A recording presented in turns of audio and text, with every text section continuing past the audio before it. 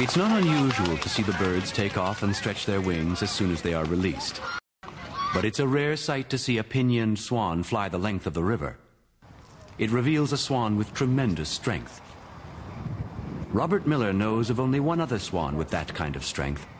His name is Clyde, of the notorious pair, Bonnie and Clyde.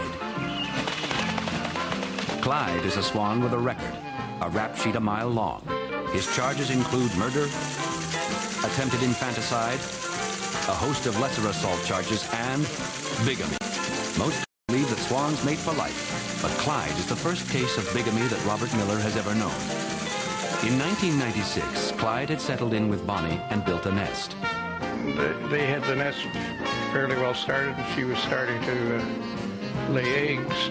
I noticed Clyde was up around a pine tree up near William Street, and there was another bird there that had been hanging around, the two of them. The other bird flirted shamelessly with Clyde, and it soon became obvious that Clyde had a mistress.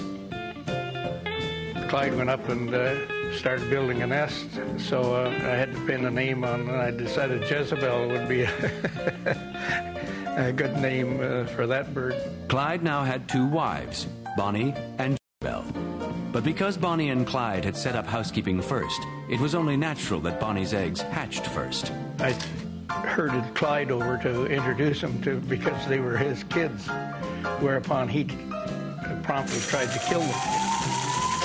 So I had to capture Clyde and lock him up in the jailhouse, which was the winter quarters.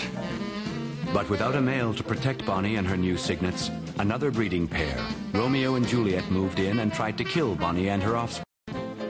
So Bonnie and her family had to leave town for their own protection. Romeo and Juliet then went after Jezebel and her cygnets. So Robert Miller reluctantly released Clyde from jail to provide protection.